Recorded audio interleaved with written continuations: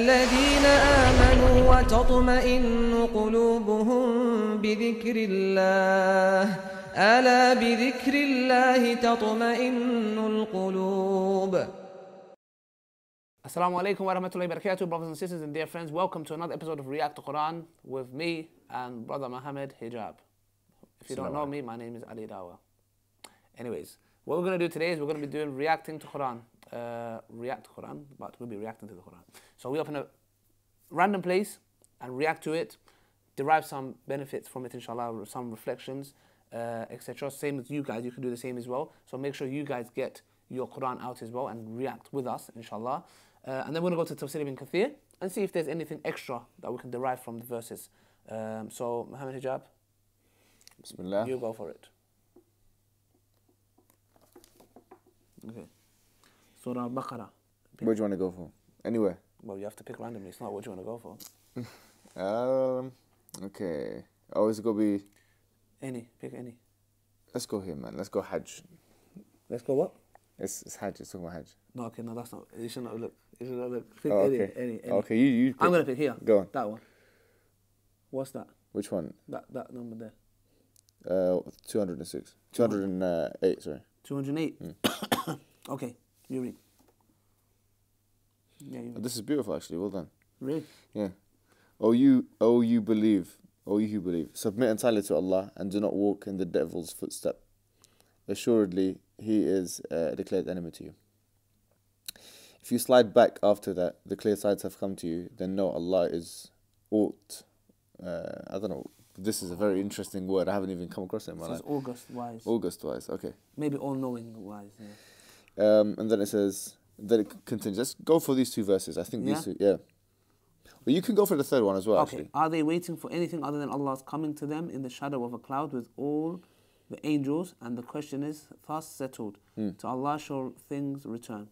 Okay, what'd you get out of this? Okay, so it says, يا أيها الذين آمنوا ادخلوا في السلم كافة ولا تتبعوا خطوات الشيطان. It basically says, O you who believe, come into Islam in its entirety and don't follow the footsteps of the devil. Now this interesting phraseology was also mentioned to Abraham in the same surah, where Allah subhanahu wa ta'ala says, إذ قال له ربه أسلم قال أسلمت لرب العالمين.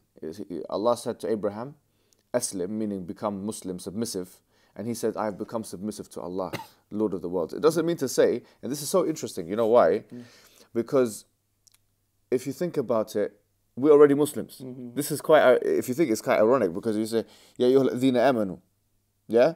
Oh, you who believe, udkhulu fi silmi kafata wa la tattabi'u khutuwat ash-shaytan. It says, oh, you who believe, enter Islam completely. And don't follow the footsteps of the devil, which means wherever you are in your spiritual ladder as a Muslim, then you basically have you can go up. Yeah, don't limit yourself. Yeah, don't, because it's saying udkhulu fi silmi kafatan, meaning completely. Because as Muslims, we have shortcomings. We might find it difficult to submit to some rules, and might find it easy to submit to other rules. So what Islam is telling us, what Allah subhanahu wa ta'ala is telling us, udkhulu fi silmi kafatan, that come into Islam in its entirety. So don't think, okay, I'm going to follow this part of Islam and not this part of Islam. Like a buffet. And that's why, and by the way, in the same surah, in Surah Al-Baqarah, Allah subhanahu wa ta'ala, He mentions, أَفَتُؤْمِنُونَ بِبَعْضِ الْكِتَابِ وَتَكْفُرُونَ بِبَعْضِ. So do you believe in parts of the book and you disbelieve in other parts of the book? فَمَا جَزَاءُ الَّذِينَ يَفْعَلُونَ ذَلِكَ مِنْكُمْ إِلَّا خِزْيٌ فِي الْحَيَاةِ الدُّنْيَا. That what is the recompense of someone who does that from you, except that you have basically humiliation in this world. وَيَوْمِ الْقِيَامَةِ يَرَدُّونَ إِلَى أَشَدِّ الْعَذَابِ. That, and in the day of judgment they'll be returned to the most to a more painful punishment. This is, by the way, verse 200 and what do we say? It's 208. 208. Yes, 208. While you do that, I just want to, so also one thing that is beneficial for us and for me to react on is where it says, and do not walk in the devil's footsteps. Assuredly, he is declared an enemy to you. Yes, yeah. So do not follow his footsteps, of what he did. What did he do? He rebelled. Imagine he was on the ranks of the angels, And because he envied and was arrogant and jealous, these are characteristics here we're talking about. So when we say footsteps, listen carefully. And he did not like Adam alayhi salam. Yeah? And imagine Allah subhanahu wa ta'ala creating you and asking you to do something and you're rejecting it. And what are you doing at that stage? You are like basically, instead of acknowledging what Allah is saying and obeying, you are taking your arrogance, your jealousy, your envy as a deity over what Allah is saying, because you're saying, no, I'm not, because I'm better than him. You know? So it's like Allah subhanahu wa ta'ala is saying, do not take his footsteps. Arrogance, you know? Envy, jealousy, you know? There is a hadith of the Prophet sallallahu alaihi wasallam in Abu Dawud, if I'm not mistaken, saying that jealousy burns good deeds just like fire destroys wood, you know? So don't follow his footsteps. Acknowledge, and also it says, surely he is declared enemy to you. Know your enemy. This is your enemy. So when you know someone's a clear-cut enemy to you, you need to be careful. You need to watch his every step. You need to be careful, because you need to see what's he going to do to attack you, because he is a clear-cut declared enemy to you. He has sworn an oath by Allah's might that Allah indeed told the day of judgment, I am going to misguide them. He is giving an oath because he is doomed. He's finished. So he's saying, I'm going to take as much people as I can with me. Yeah? I'm going to do the maximum amount of damage. You know? So that's why it's important to know your enemy. So why do we, when it comes to our biggest enemy, we're laid back, we're calm, we don't care. You know, it doesn't mean nothing. We don't do nothing to prepare ourselves against him and his attacks from his soldiers, from the shayateen. Yeah? So why is it that we don't prepare, knowing that there's an outright declaration on war against us? We should be very firm and say, you know what? He's my enemy. He's going to try to take me down. What can I do to protect myself? What is the biggest weapon that we have? The Book of Allah. Yeah? And the Sunnah of the Prophet Muhammad, peace be upon him, to tell us how to deal with the situation. Do you get what I'm trying to say? Allah has created Iblis. Allah has created you also. When I have a phone, who knows that phone best? The person who made it. They know that product best. They know what's good for it and what's bad for it. Allah knows what's good and bad for us. And Allah knows our enemy. So we have the Book of Allah and we have the Prophet ﷺ Sunnah to help us. How? Like we said before in the other episode, when the shaitan comes with waswas, seek refuge in your Lord. A'udhu billahi minash shaitanir rajim, bismillahir rahmanir rahim. So you're seeking refuge from Allah. This is a weapon. Boom. He's coming with a little jab. Yeah, you're like, you know what I'm saying? You're protecting yourself. So we need to do that. Know your enemy. Look, he is declared an enemy to you. Know your enemy. And this is really profound. Do you know what's interesting is the next verse as well, because it says, فَإِن زَلَلْتُم مِّن بَعْدِ مَا جَاءَتْكُمُ الْبَيِّنَاتِ فَاعْلَمُوا أَنَّ اللَّهَ عَزِيزٌ حَكِيمٌ. It says that if you slip up after the guidance has been shown or the clear signs have been shown to you, then know that Allah is Aziz, which means mighty. I don't know how they've translated it. It's a bit of a weird translation, to be honest. And Hakim, which means all wise. So he's mighty and wise. So he knows how to use his might. And this is an interesting construction. Why is it interesting? Because if someone is very mighty, someone is very strong, they usually blur out that strength, or they abuse that strength. Like you'll see maybe in different police forces and stuff like that, you'll find oppression. Because when someone has the ability to do something, they usually do it. Allah subhanahu wa ta'ala says, no, Allah is Aziz and Hakim. Meaning he is Aziz, meaning he's mighty, and Hakim, he knows how to use that might in the right direction. But moreover, he's warning us, because this is the justice of Allah subhanahu wa ta'ala. فَإِن زَلَلْتُم مِّن بَعْدِ مَا جَاءَتْكُمُ الْبَيِّنَاتِ. If you slip up after the bayyanat have been shown to you. Bayyanat meaning here the clear proofs.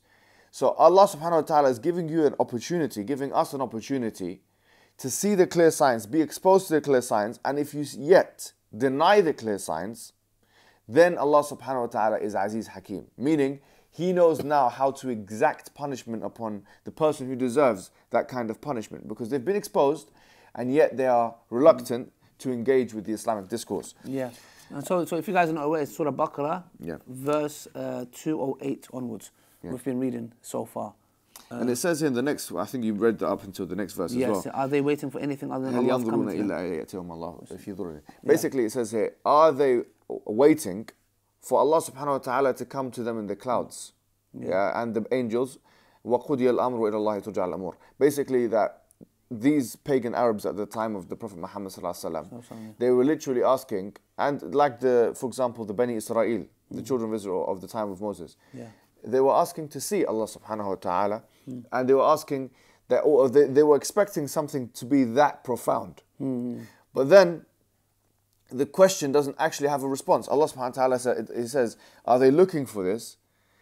But He doesn't answer it, then they're going to get it or they're not going to get it, because it's an incredibly silly request in the first place. If you could see Allah subhanahu wa ta'ala, what would be the point of the test? If you could see the angels coming down, there would be absolutely no point of the test. That would be such a high level of evidence that there would be no test after that. You're going to believe, and if you believed, what basis did you believe?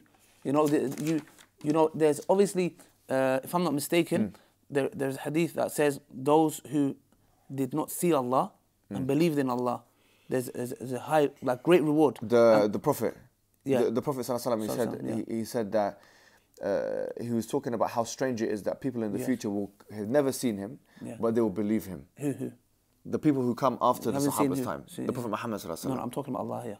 But you're right, even the Prophet sallallahu alaihi wasallam, there's hadith about that as well. That, like, when he said my brothers, and he said, oh, so are you talking about the hadith which says, أن تعبد الله كأنك تراه فإن لم تكن تراه فإنه يراك.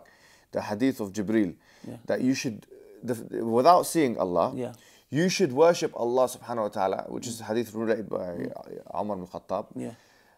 Without seeing Allah, you should worship Him as if you see Him, because if you can't see Him, He can still see you. Yeah, that is well. But the one that I was talking about is that basically the reward is so high that the fact that you didn't see Allah and you worshipped Him, you know, that the reward is so high, because that's the whole point. You know, the fact that you believed in Him, you had signs. It's not like blind faith. And also, like you said, the Prophet ﷺ also said, those who did not see Him, like when he said, like my brother, he said, oh, Rasulullah, are you talking about us? He said, no, those who did not see me but believed in me. You know, that's what it's about, because we did see the Prophet ﷺ, you know, and maybe our reward is greater. The fact that the Sahaba was there, they saw it, it all happened. You know what I'm trying to say? That's a different level of thing. But with us, the fact that we believe the Sahaba are a different level to us completely. Of course, exactly. That's what I said, a whole new level to us. But in this specific sentence, that the Prophet ﷺ specifically says, no, my brothers who have believed in me and didn't see me. So he's making like a distinction. Yes, absolutely. There's a great reward. It's true. You know.